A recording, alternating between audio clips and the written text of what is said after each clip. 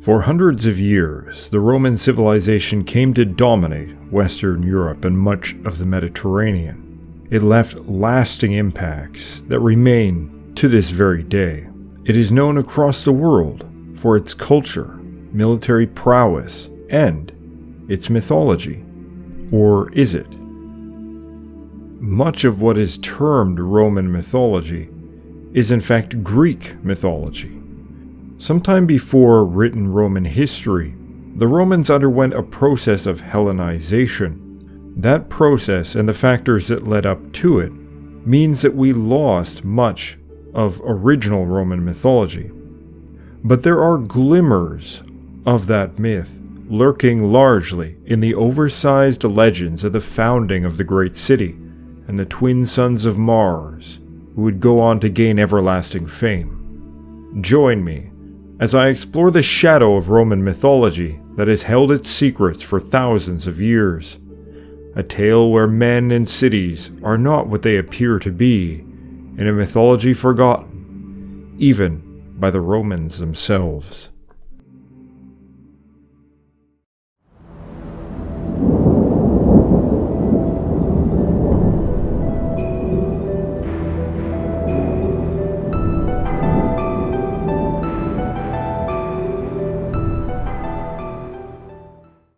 Hi friends, I'm Kevin McLean.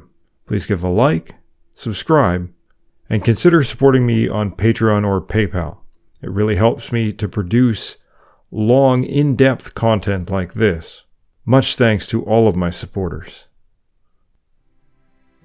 The tales of the gods, the creation of the world, the various battles the gods took part in, their intrigues, these are largely of Greek origin, with small added tales here and there by a Roman poet to cover a specifically Roman topic, but often within a larger framework of Greek origin.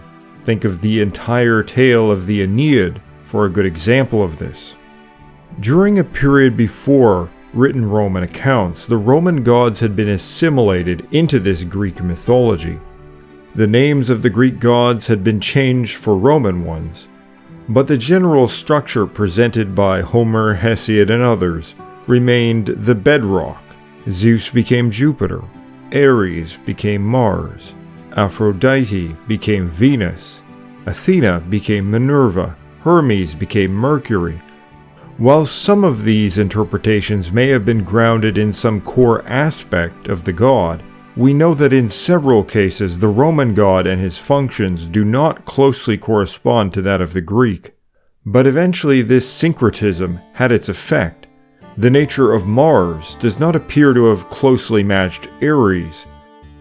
The true god of war and victory in Greece was Zeus, and above all it seems that the very powerful figure of Zeus affected the Roman interpretation of Jupiter. But there was more than the Greek influence affecting Roman religion. There was also the Etruscans. They were a non-Indo-European people living right beside the Romans, and at some point in their history, they occupied and dominated the peoples of Latium. And it's possible that this situation is what actually led to the destruction of the Roman kingship. This Etruscan domination may have helped to destroy original Roman myths. The Romans emerged into the period of written history, having kept many of their festivals and gods linked to them, but with a copy-paste Greek mythology and forgotten tales of gods they knew little about. They had preserved the structures of their priesthoods, but they now worshipped a triad of gods that no longer reflected them: Jupiter, Juno, Minerva.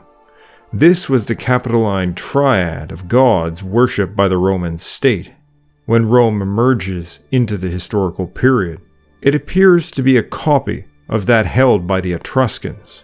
No other Indo-European religion was headed by a triad of one god and two goddesses. Yet clearly this has been a relatively recent adoption, for the priesthood didn't reflect the change. There were three Flamines Maiores, the major priests who served the highest gods, the gods most important to the archaic Roman state and people. These priests were devoted to Jupiter, Mars, and Quirinus. But by the period of written history, though the flamen remained, along with some of their rituals, the information regarding some of these gods was very obscure, not only to us today, but to the Romans at the time. We know that at an earlier period the Romans must have had their own myths. All Indo-European derived religions from India to Ireland had tales associated with them that helped to explain how the world came to be and the roles of particular gods in that cosmic drama, which was closely associated with the purpose and the actions of the rituals that were carried out in their honor. From these various Vedic, Iranian, Greek, Germanic, and Celtic tales, we can broadly sketch an outline of a common Indo-European mythology, dating back at least to the Neolithic.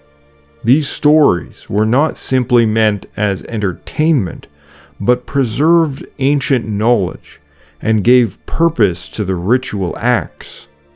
It was a story explaining how the ancient Indo-European peoples structured and understood the world.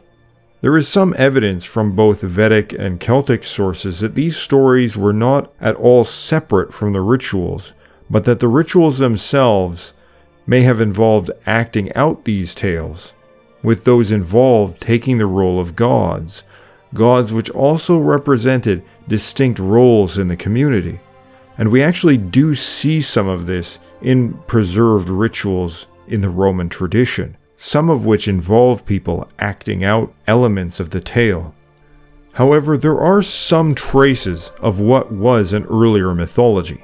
Georges Dumézil, a comparative mythologist, first started to put together such arguments in the 1940s, and though some of his conclusions may be rejected now, he did decisively show that some of the legendary history of Rome was a mythology turned into history, much like the Christian Gaels and Scandinavians turned their gods into historical kings in order to assimilate them into the Christian religion.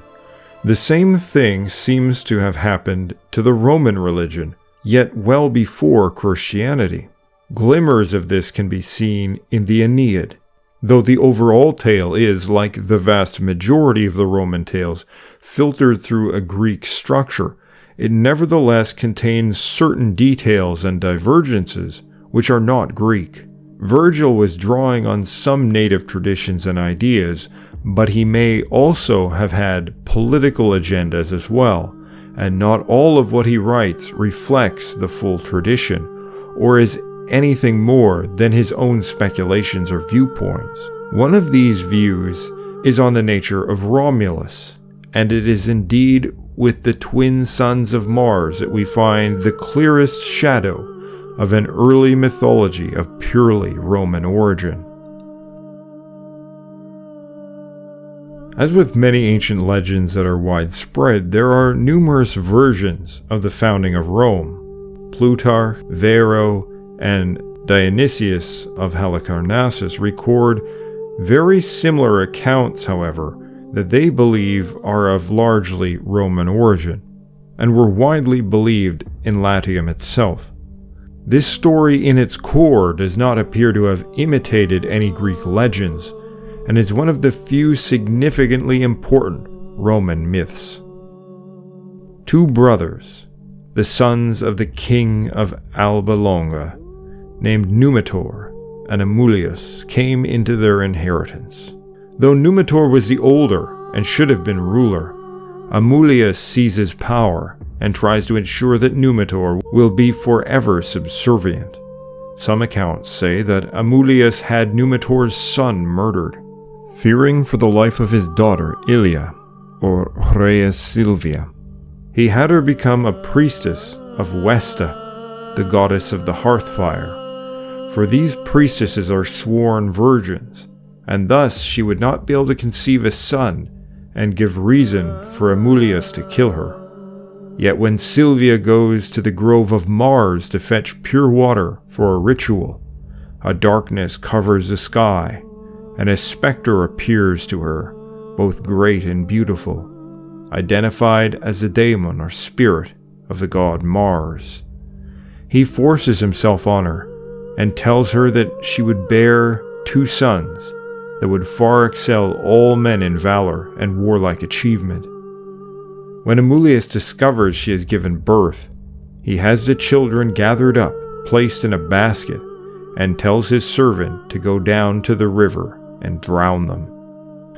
However, another version tells of how King Terentius ruled Alba Longa, and that a phantom emerged from his fireplace, and an oracle said that his daughter should couple with the phantom phallus. The daughter, instead, had her handmaid perform the task, infuriating the king, who wished to kill her. The goddess Vesta appeared to him and forbade him from killing her. So instead, he waited for the children to be born, and then ordered one of his men to take the twins down to the river to be drowned. These versions are perhaps not so distinct. They both involve the goddess Vesta and some spirit or god coupling with a woman against the wishes of the king. In both cases, the twins are associated with a prophecy that will result in the overthrow of the king. In both cases, a servant of the king takes the children down to the river to drown them, but either due to a softness of heart or his unwillingness to approach the swelling river, he sets the basket down by the bank and leaves, allowing the rising water to carry the basket away. The river spares the twins, and they end up on the shore of the river beneath a fig tree. The fig tree is named ruminalis in Latin, which refers to the teat and lactation, for its type of sap. The name is then related to the goddess Rumia, who presides over young children. It is here beneath the fig tree that the she-wolf appears and feeds Romulus and Remus. Yet the wolf is not alone, but accompanied by a woodpecker who help to feed and watch over them. Both the wolf and the woodpecker are the sacred animals of Mars. The wolf has an obvious connection to the earlier Indo-European warrior band, and likely even pre-Indo-European beliefs, for there are similar stories of children suckled by a she-wolf and fed by a crow among Turkic people. In Latin, the name of the woodpecker and crow both come from the same root. In Italic society, the woodpecker was a great bird of prophecy. There was a sacred wooden pole dedicated to Mars, which the Greek commentators compare to the sacred oak tree of Dodona. In Dodona, doves landed upon a tree, and their speech was interpreted.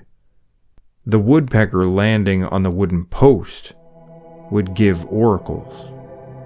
Although often unrecognized, Mars was a far more complex figure than that of a simple war god. He was a prophetic god, also invoked to protect the crops from unnatural weather. In the conception of Romulus and Remus, he unites with a woman named for the woods, and he is invoked by Cato the Elder in his treatise on agriculture as Mars Silvanus. The woodpecker was long recognized as a doctor of the trees, one who would protect the trees from diseases and harmful insects. In the old Roman 10-month calendar, said to have been created by Romulus, Mars was given the first month. Faustulus was a swineherder of Amulius, and he finds the babies being fed by the wolf and takes them back to his home, where they are cared for by his wife, Acca Larentia. Larentia was worshipped and equated with the goddess Diadea, goddess of the daylight, who is closely connected to fertility of the land and the cult of Ceres. When Romulus grows up, it is said that he took a place among the 12 of her sons who began the Arval Brotherhood, a group dedicated to the worship of Deidea, and who perform various rites related to agriculture. According to Plutarch, it is the priests of Mars who specifically officiate over the rites of Larentia. A hymn reportedly sung by the Arval Brotherhood repeatedly invokes Mars, saying, Mamar, let not plague or ruin attack the multitude. Be filled, fierce Mars, leap the threshold. Halt, wild one. By turns call upon all the gods of sowing. Help us, Marmar. Marmar is another name here for Mars, used in certain archaic hymns. He isn't just a warrior on the battlefield, but will drive off ruin and plague, who will protect the fields. He is consistently linked to leaping, as is the dedicated priesthood who follows him, the Salares.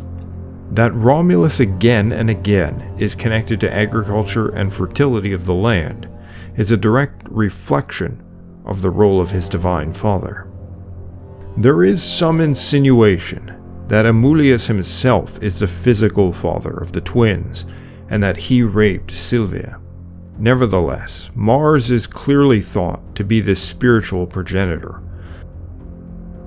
They are taken in by Faustulus, the swineherd, and herdsmen play liminal roles in many tales. His name refers to ritual silence, and this is similar to the father of the Gaelic god Lugh, nicknamed the Silent Phantom, Scalbalv. Several gods intervene to ensure the fate of these twins. The river is the god Tiberus, who in some accounts later marries the mother of the twins. The river refuses to drown them. The fig tree represents the god of children, who watched out for them. The wolf and the woodpecker represent Mars, and the wife of Faustulus is Larentia, or Deadia, a goddess of the fertile land. The tale only barely masks that a whole host of gods are actually caring for and raising these fated twins. Mars was not only thought to be the father of Romulus and Remus, but of Picus, another important king of Latium, and the father of Faunus. Though sometimes recorded as being the son of Saturn, the most correct understanding is that he is the son of Mars. Picus was originally a king, and he was changed into a Picus, a woodpecker, the sacred bird of Mars, so the connection is quite straightforward. Faunus was the son of Picus, who is linked to pastoral activities, and also issuing prophecies. Under Greek influence, he was equated with Pan, but was thought to be a noble king and connected also with the Lupercalia, which Romulus is likewise connected to, and in some cases thought to have originated. The location that all of this was thought to have occurred in is also important. The Lupercal cave is in the Palatine Hill, a location fairly recently rediscovered and not yet fully excavated, where the Ark of the Twins came ashore, where stood the fig tree, and where they were fed by the wolf and the woodpecker, and also where in later times a shack was maintained in pristine condition and was considered to be a temple to Romulus, where he was said to live when he was younger.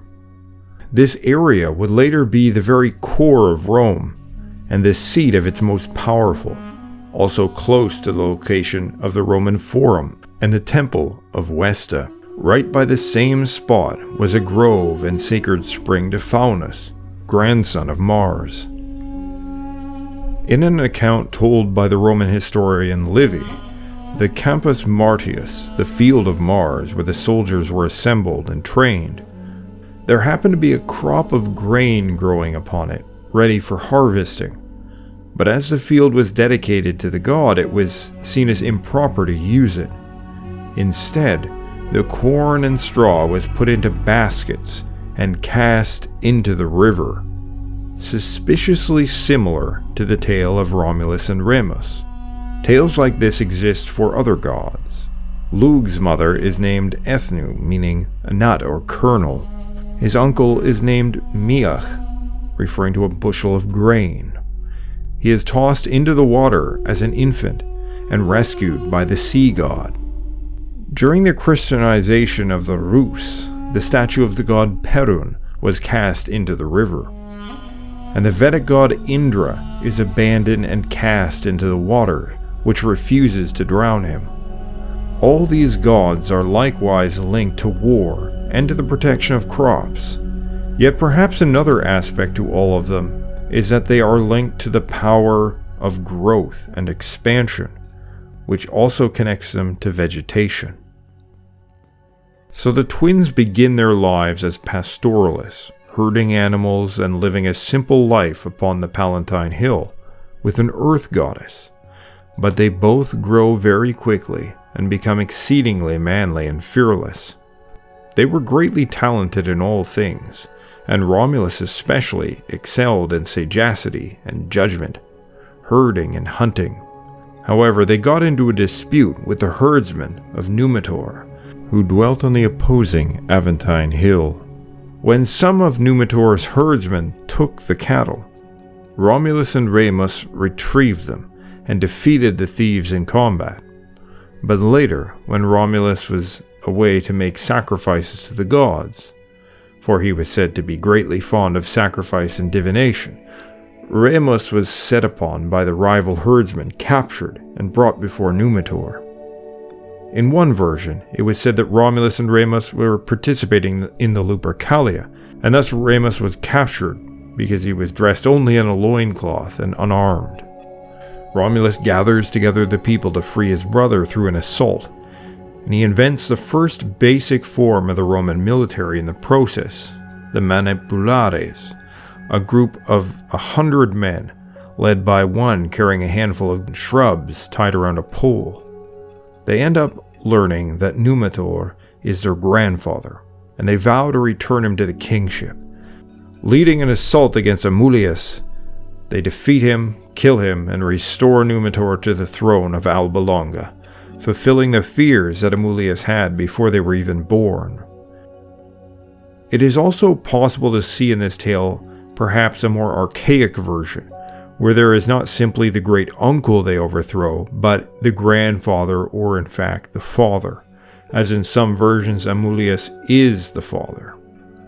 Now, from the king fearful of a prophecy, the casting in of water, the early life with an agricultural goddess, the overthrow of the grandfather or relative, the story is nearly identical to the folklore surrounding the Gaelic god Lugh, and similar also to that of Greek Perseus.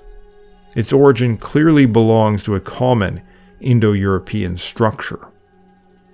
After placing Numitor back on the throne, Romulus and Remus are not content to be princes of Alba Longa, but decide to set out and found their own community. The idea that these sons of Mars are the ones to undertake such a venture likely has its roots in ancient European practice of the young warrior bands.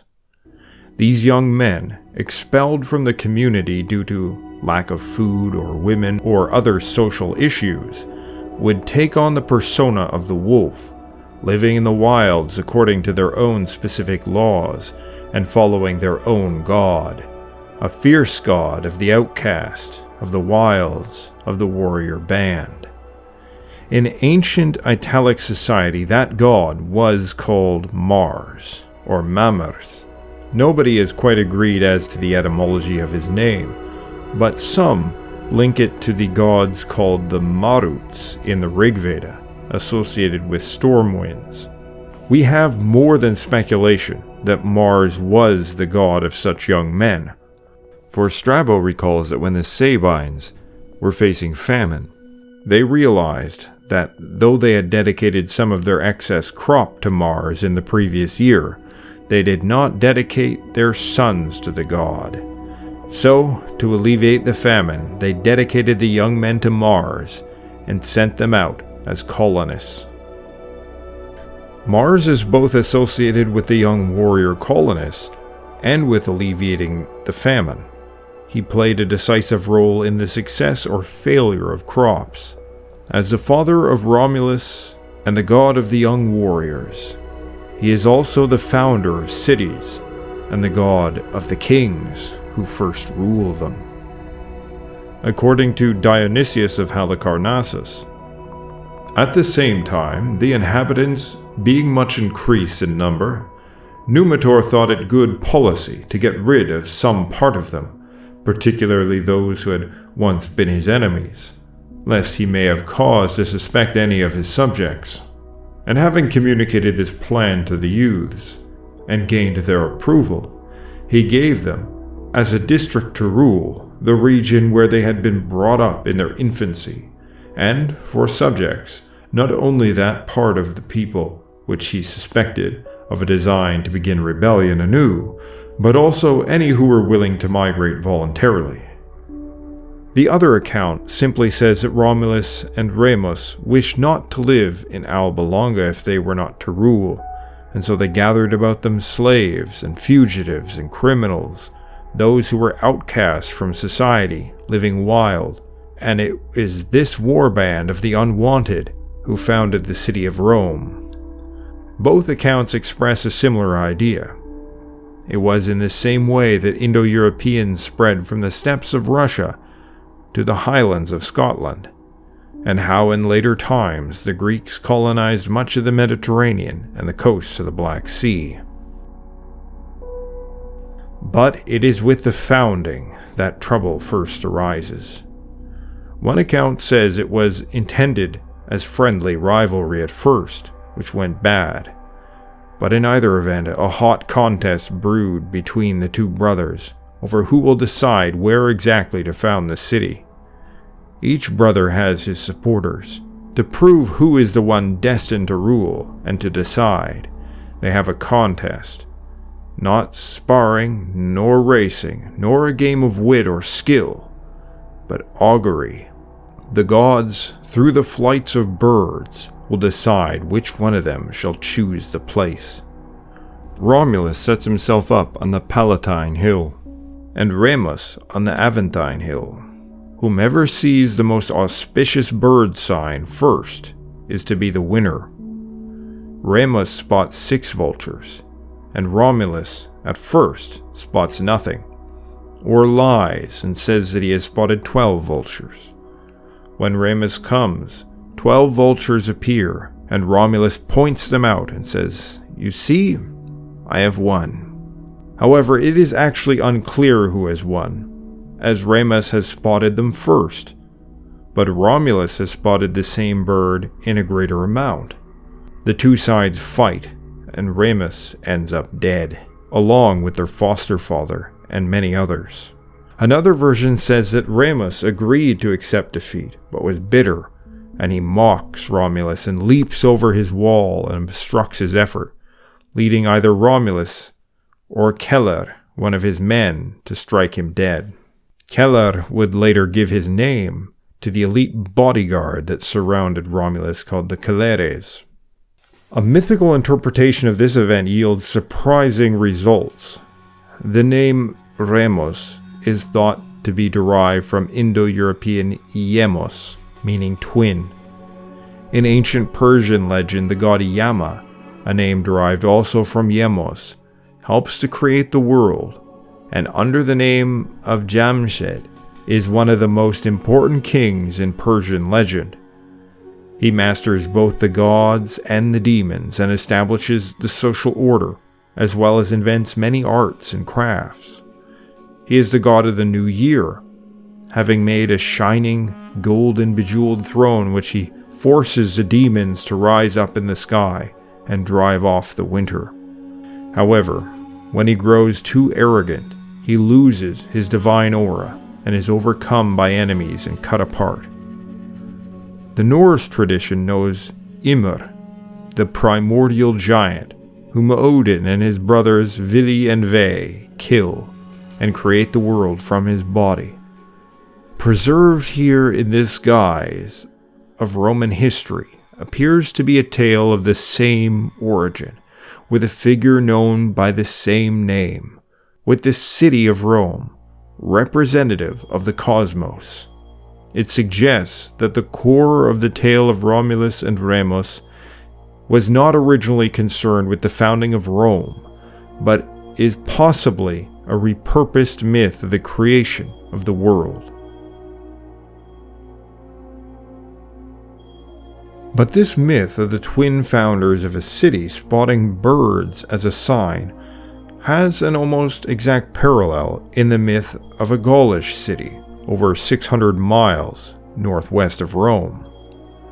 The following tale is recorded in De Flui. When Momoros and Atepomaros were dethroned by Ciceronius, in pursuance of the oracle's command, they designed to build a city upon the top of the hill. But when they had laid the foundations, great numbers of crows, with their wings expanded, covered all the neighboring trees, upon which Momoros, being a person well skilled in augury, called the city Lugdunum. Now, despite French Wikipedia claiming that the name Momoros means swan, I have no idea where this idea comes from. No citation is given, of course, and I can find nothing in any Celtic language to suggest that Momoros means swan. In Gaelic, swan is ella, sometimes geish. In Welsh it is alach. However, the name does bear a striking similarity to an alternative form of the name Mars, Mamors. The tale of the founding of Lugdunum, the fortress of Lug, may well originate from this same tale as the story of Romulus and Remus. Given that Celtic and Italic may have developed out of the same language group, gives reason to expect such a strong similarity. That doesn't mean Momoros is actually cognate with Mamors. I don't have the expertise to determine that. But we are dealing with myths with a high degree of similarity. In this tale, Remus may represent the physical body, which then forms the material world, literally the cosmic man who contains within him the totality, while his spirit continues on in the twin. Such an idea may lie at the root of other twin myths like Castor and Pollux, where one twin is mortal, the other immortal. Castor and Pollux were closely linked to mirrors by the Etruscans, and the mirror is linked to the soul, often featured on caskets or as a burial item. Such ideas about mirrors reflecting the soul or as a window into the other world were very common, even into the modern period. If seen in this context, the immortal twin is the reflection of the mortal twin. The killing of Remus can be seen as a self-sacrifice, myself to myself, as Odin famously proclaimed when he hung upon the cosmic tree that binds the worlds together, called the Horse of the Terrible One. Odin is another god who bears the spear, lord of kings, warriors, and wolves, a god who kills Ymir and builds the world. This cosmic significance of the establishment of Rome is further illustrated in the tale itself. Remus was buried, and a circular trench was dug around his grave, where offerings of the first fruits were sacrificed into it, along with a handful of the native soil from which every man there had come. When we look at the final tale of Romulus, we will see an exact opposite myth about him. It is said, "They call this trench, as they do the heavens, by the name of Mundus. Then, taking this as a center, they marked out the city in a circle around it, and the founder, having shod a plough with a brazen plowshare, and having yoked to it a bull and a cow, himself drove a deep furrow round the boundary lines, while those who followed after him had to turn up the clods which the plough threw up, inwards towards the city, and suffer no clod to lie turned outward." The spot where Remus is buried forms the axis mundi, the cosmic center, with the outlines of the city mirroring the heavens. And in fact, the exact circle where he is buried is called mundus. It is directly equatable to the Greek word cosmos. This all takes place as part of a religious festival set to April 21st, and unlike nearly every other festival, there was to be no animal sacrifice. Instead, horse blood, saved by the Vestal Virgins from the October horse sacrifice to Mars, was utilized on the day nearly half a year later to consecrate the fires that were used to purify cattle and men alike.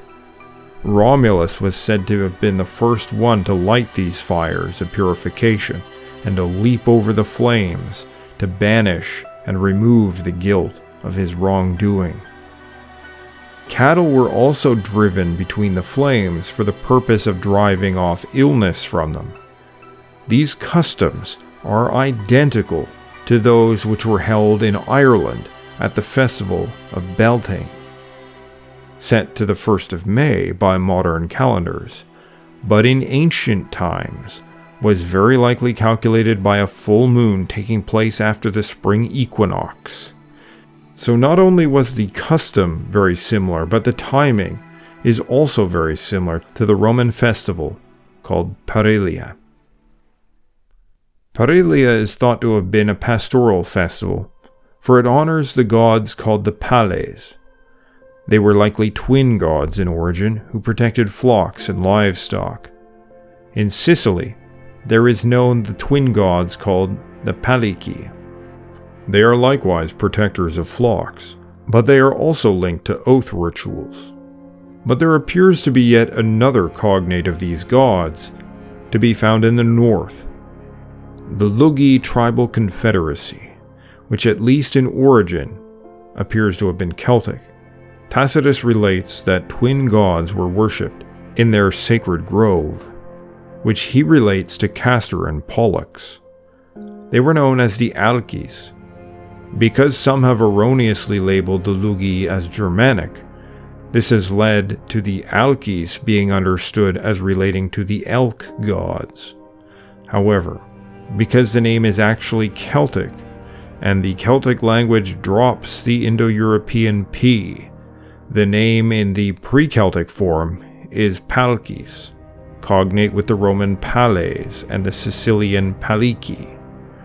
The name seems to stem from an Indo-European root meaning the protectors.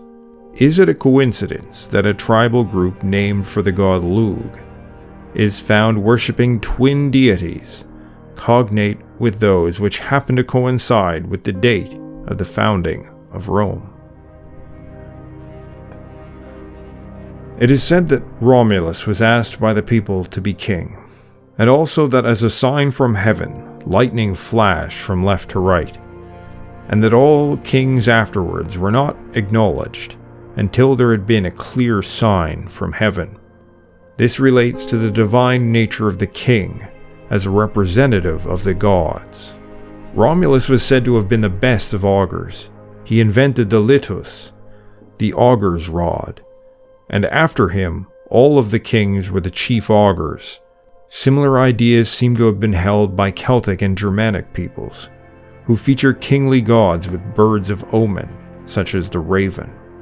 The first thing that Romulus does after establishing Rome is divide up all the men and establish the legion, the main fighting unit of the Romans.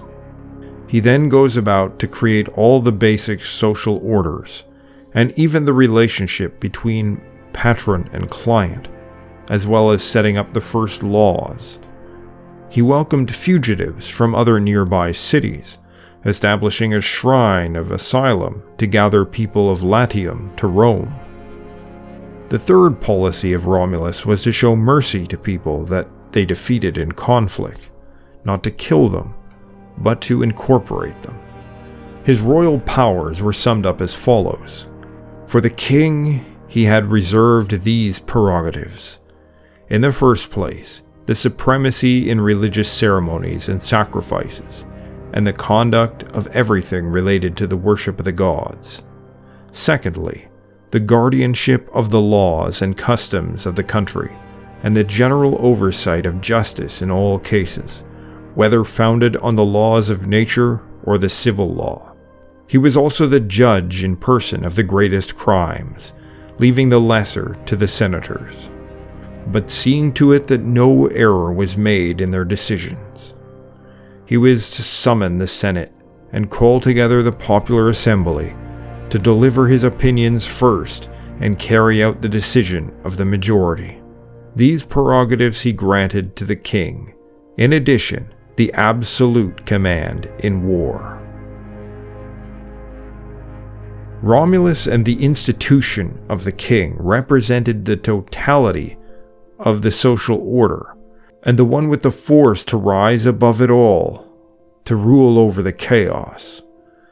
The king generally acted as an intermediary between the gods and men, and often took on a martial nature, as is certainly the case with Romulus. The myth of Romulus speaks of a man who began as a herdsman, then became a warrior, then a king who led sacrifices to Jupiter. In his life, he lived all roles, and he formally established those roles in the city he founded.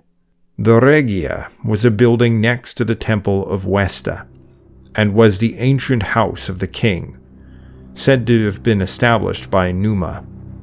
Within the king's residence was a room with a shrine, and that shrine wasn't dedicated to Jupiter, or Juno, or Minerva, or Quirinus, but to Mars. With the founding of Rome, the problems for Romulus had just begun. His city, founded by youthful warriors, outcasts, and other asylum seekers of Italic origin, had no women, or very few. To resolve this problem, he looked to the nearby communities of the Sabines. They were a people also of Italic origin, and spoke a closely related language. However, because of the less than illustrious status of the new inhabitants of Rome, nobody would agree to marry their daughters out to those who were still just a band of outcasts. Romulus had a plan. He had discovered an altar, buried beneath the earth, dedicated to the god Consus, and in this god's honor he planned to host chariot races in the area that was later to become the Circus Maximus, where the altar was recovered and kept. The god was likened to an equestrian Neptune, and perhaps based on folk etymology, to secret councils. Consus became part of Romulus's secret plan. He invited the Sabines to the festival, and when they were unarmed and unaware, he and his cohort set upon them, grabbing their daughters away at sword point and driving off the fathers and brothers. Through trickery and abduction, Rome had acquired its first women. The act of carrying a woman over the threshold of a house on her wedding night originates from the capture of the Sabine women. That this event is paired with the agricultural festival of the Consualia hints at an archaic meaning.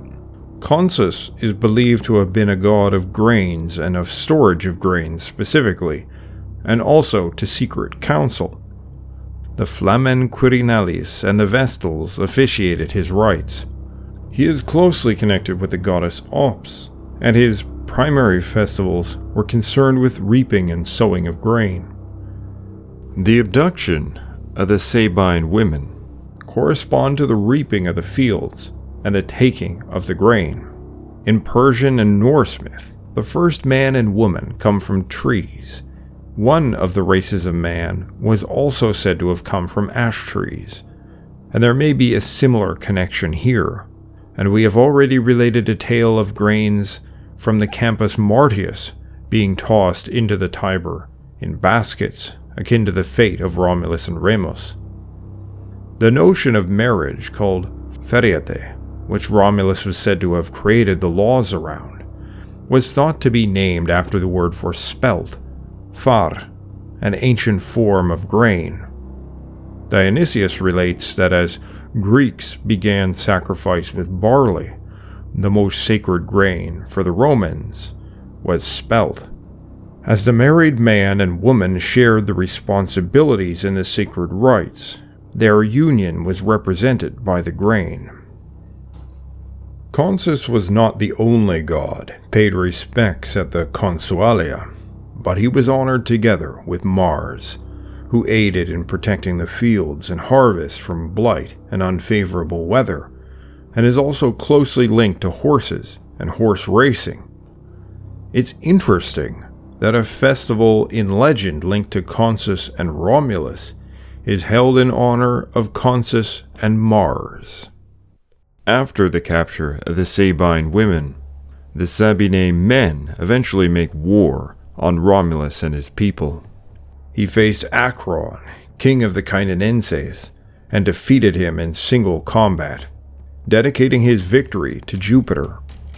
After the victory, he sought a way to honor the god and the people, so he cut down a giant oak tree and carved it into the shape of a trophy and put Acron's armor on it.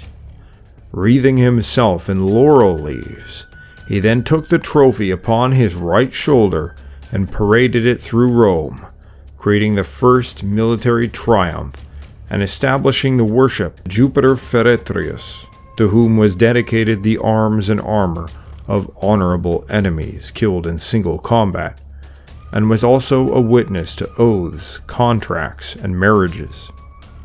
But the image of Romulus, with the trophy slung over his shoulder, is identical to the image of Mars featured on many Roman coins. After his victory, he seized the lands of the defeated, save those who were parents of the abducted women. However, not all the Sabines were defeated. The rest were led by a great general, Titus. The two armies clashed in intense combat, with the Romans being driven back right to the center of Rome and the Temple of Vesta. It is here that the Sabine women rushed out to put an end to the conflict. Not wishing to see their husbands and their fathers kill each other, they pleaded for peace and unity. Some link the event to the commemoration of the Matronalia, held on March 1st. However, others suggest a connection to a goddess of fate, which would correspond perhaps to the goddesses of Gaul, known as the Matronae. Heeding the advice of the women, the men set aside their arms and agreed to unite as one people. The Sabine elite were added to the Roman patricians and senate. From this also arose a situation where two kings ruled Rome, with Romulus ruling over the original Romans, and Titus ruling the Sabines. We see this tradition of joint kings in various European traditions, from Greek Castor and Pollux, representing the two kings of Sparta, to the brothers Agamemnon and Menelaus, to the joint rule of the Gaelic gods Nuada and Lug, where they agree to exchange the king's seat every 13 days, but that Lug will lead in war. With the fusion of the Sabines and the Romans, it is agreed that the city will still be called Rome, and that individual citizens will be called Romans, but that the Roman people collectively will be called the Quirites, from a name used amongst the Sabines. The joint rule with Titus was to last only 5 short years.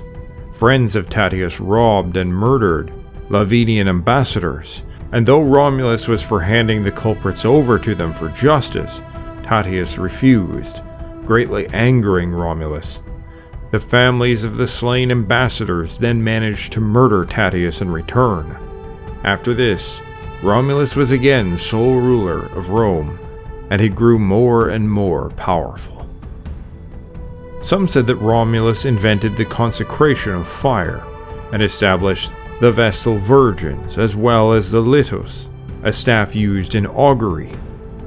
Now it seems chronologically not to make sense, given that his mother was said to have been a Vestal Virgin herself, but what it shows is that he was very closely connected to these things.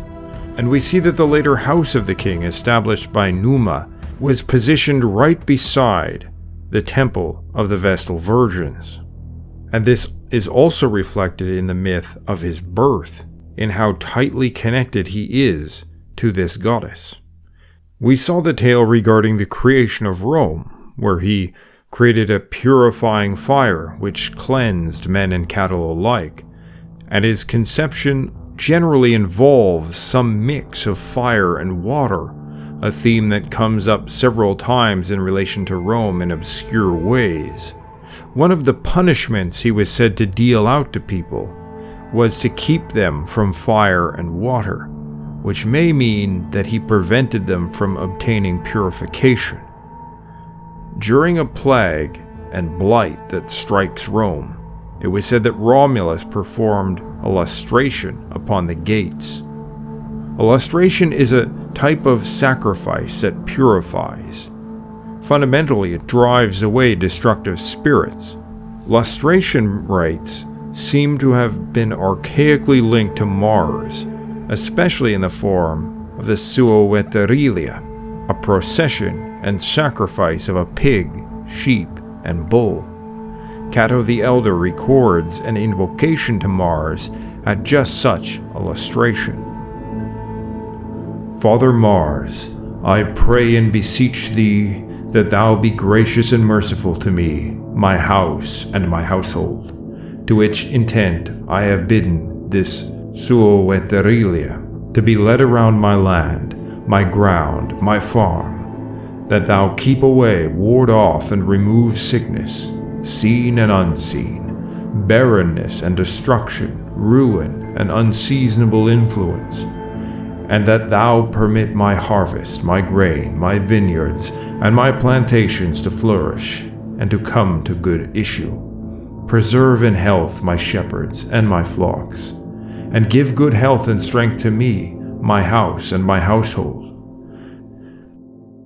Mars purifies, seemingly because he has the power to drive off malign spirits. There is a similar idea in Norse religion, where Thor is the fighter against trolls, likewise malign spirits.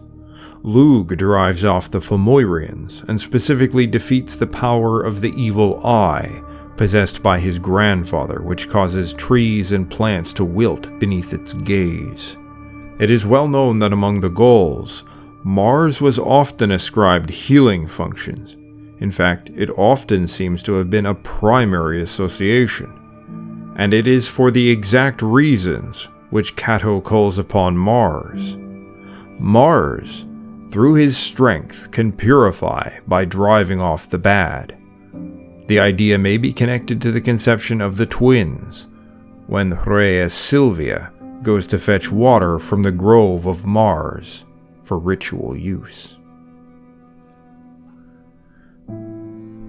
Romulus also established the first Roman calendar. He had his father Mars honored with the first month, originally March. This is why in Ovid's work, the Fasti, that deals with the Roman festivals, he tells a tale of the union of Mars and Anaperena, the goddess of the year, whose festival was set to March 15th, the first full moon of the old Roman calendar. That Mars begins the year seems to be connected with the same lustration ideas just discussed.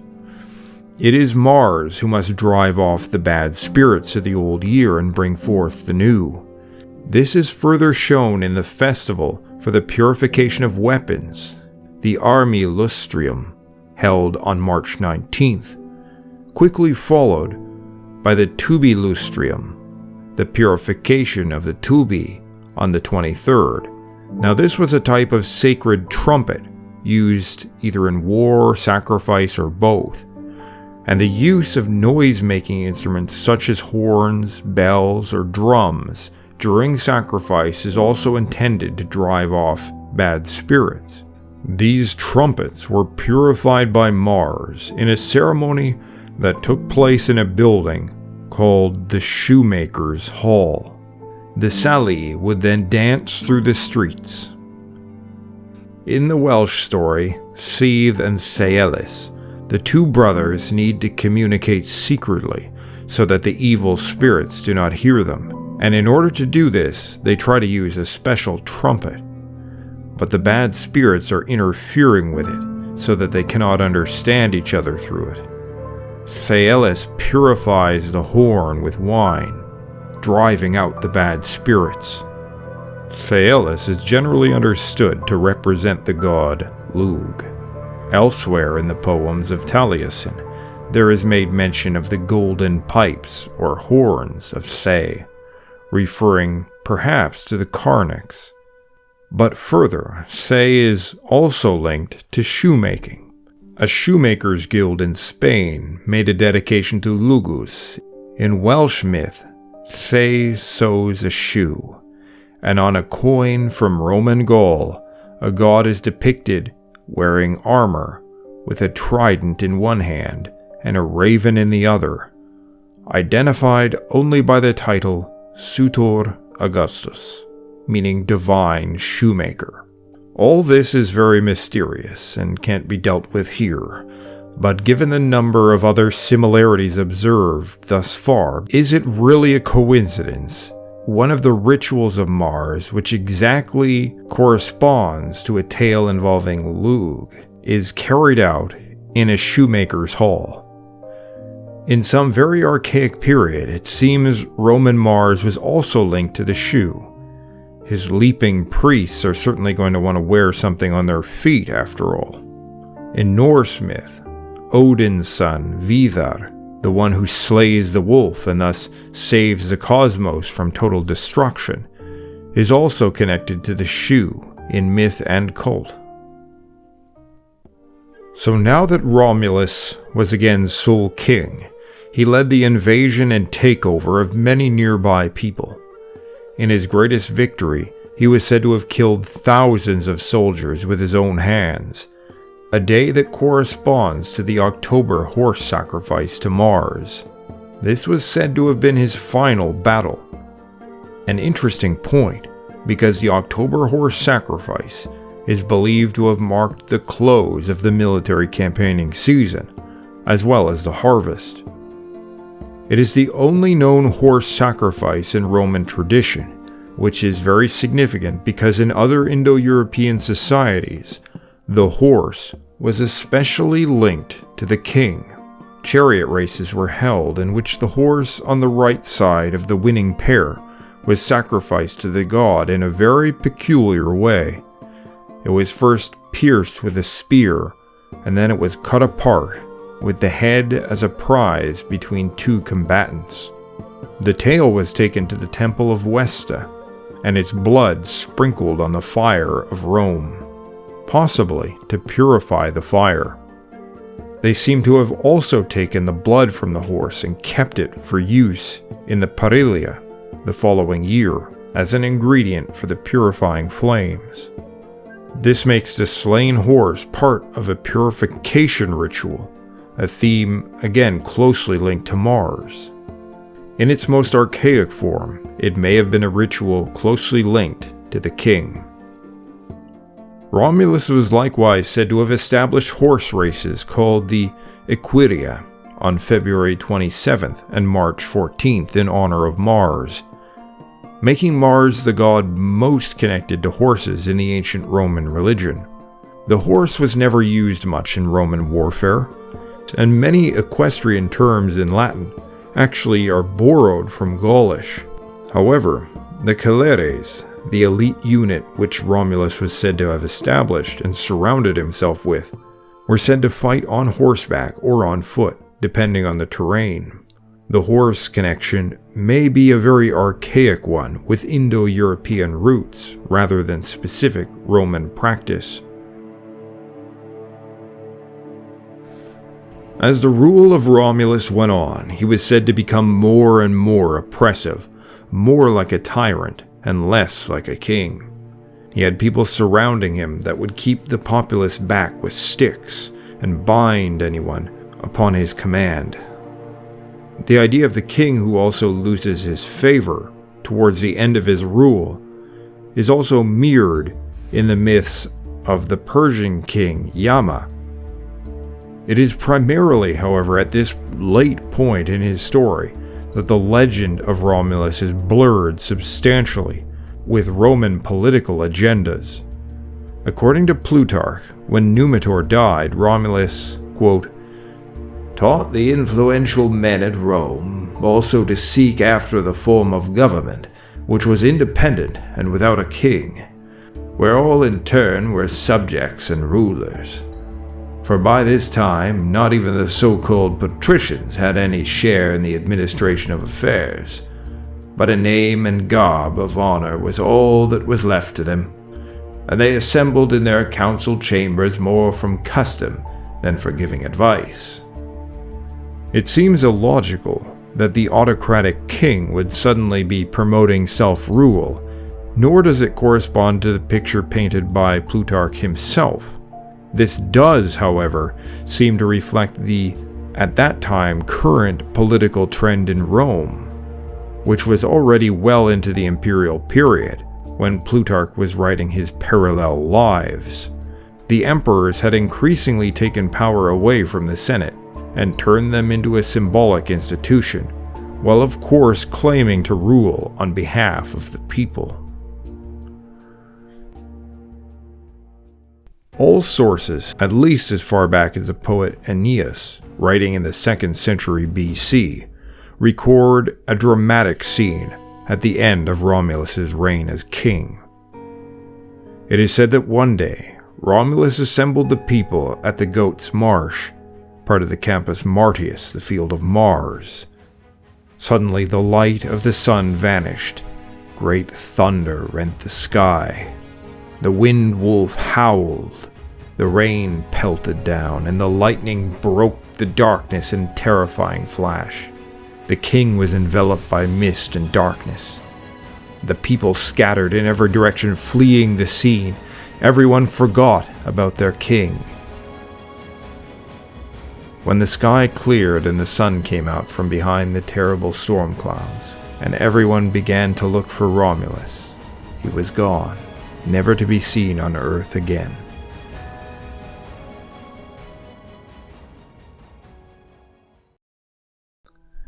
The common belief was that Romulus was brought up to heaven by his father. Ennius, writing in the 2nd century, is our earliest attestation of this, but very likely it was a genuine ancient belief. As we have seen, the myth of Romulus properly belongs to a god, and has many points of contact with other Indo-European deities.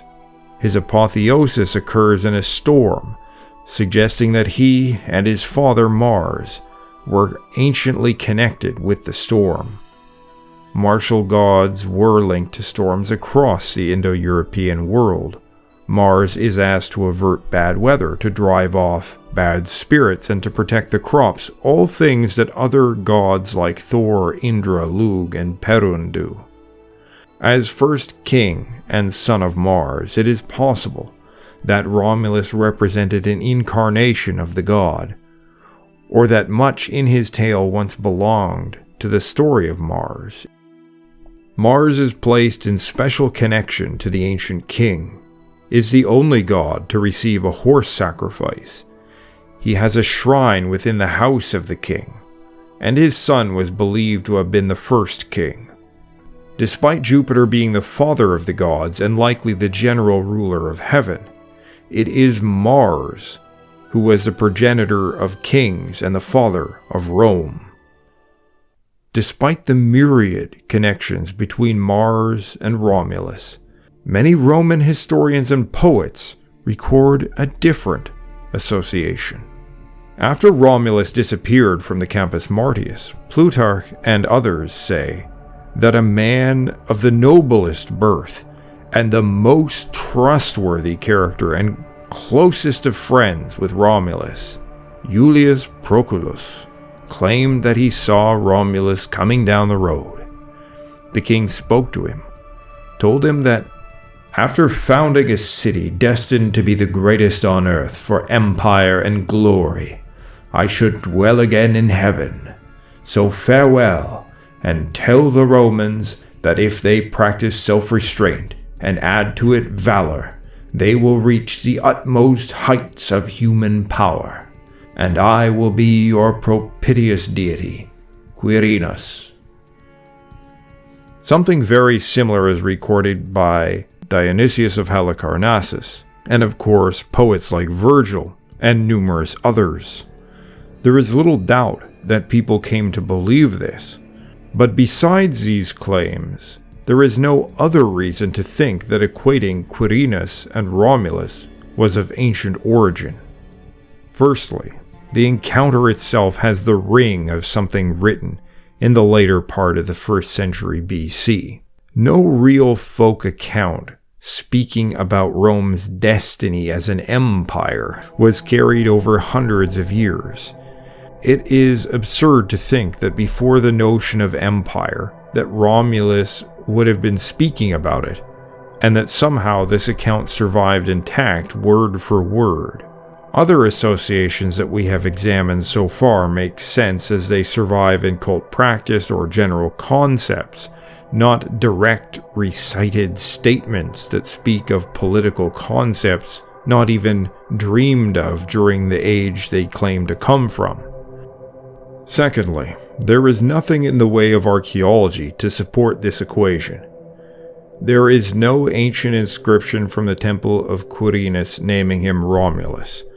There are no depictions of Romulus at the temple of Quirinus, at least none that have been found. There is nothing in what little iconography exists of Quirinus to suggest a connection to Romulus. Romulus is depicted in ancient Rome either as a young warrior or as an infant together with Remus and the wolf. Quirinus is depicted as an elderly man with a spear, but not with an overly martial character. Thirdly, this is entirely reliant upon the super trustworthy, beyond questionable statement of Iulius Proculus, who just by pure coincidence happens to be the mythical ancestor of the Iulius family, as in Iulius Caesar, Julius Caesar. The same Julius Caesar who intentionally promoted his identification with Romulus, even changing the Lupercalia to insert himself into it. Further evidence can be found in the humorous lampooning poems by Catullus that reference Julius Caesar by calling him Romulus. Julius Caesar promoted the idea that he was a descendant of Venus, and he also seemed to promote the idea that he was Quirinus, donating a statue in his own likeness to the temple of Quirinus dedicated to the immortal god, himself to himself, apparently. Within Caesar's own lifetime, he had people worship him, not like a god, but as an actual god. He appointed a flamen for himself. The Iulian family may have been long connected to the cult of Quirinus, and the cousin of Caesar was serving as the flamen of Quirinus in the 50s BC. It seems that Caesar and potentially others in his family, perhaps starting even before he was born, were trying to divinize themselves through the manipulation of ancient mythology. A few months after his birth, there was a comet that made an impression on people, and despite the tens of thousands of other people born at the same time, his family and extended connections managed to spread the story that the comet was a sign of the divinely ordained birth. This comet would later feature on coins of Caesar, who was the first living mortal to be featured on a Roman coin. Many people have the wrong impression of Caesar, thinking he was some sober-minded military genius. The reality was that he was as mad as Nero, but simply higher functioning. An original plan may have included co-opting the identity of Quirinus, a god little understood by his time. In the end, however, he was so powerful that he was simply declared a living god. The mythical connection between Romulus and Quirinus that he and his family had spread continued on. At the time when Caesar was rising to power, or had already become a dictator, when he was openly fostering an idea that he was a god, and that he was the new Romulus, we find these accounts that call Romulus Quirinus. On the other hand, this account of Romulus becoming Quirinus does not appear in the earlier works by Ennius. It is also not repeated by Varro in any of his works. As a matter of fact, he seems to say something quite opposite to it. In On the Latin Language, he records the place name of Cermalium or Germalium, which he says is near the temple of Romulus. The Cermalium does not refer to the Quirinal Hill, where is found the only temple to Quirinus, a place never associated with Romulus, and which wasn't even included in the original city boundary he marked out. Rather, it is exactly where one would expect to find Romulus, right near the Lupercal cave, where the twins were found, and where a simple rustic hut was maintained in perfect condition, where Romulus was said to have lived before he was king, and where people would still bring small offerings. This is what Varro correctly identifies as the Temple of Romulus, still honored in rustic traditions by common folk as a protective spirit of the city. Varro had fought against Caesar in the civil war, though he was one of the lucky ones granted clemency after. He appears to have been unwilling to adopt his lie.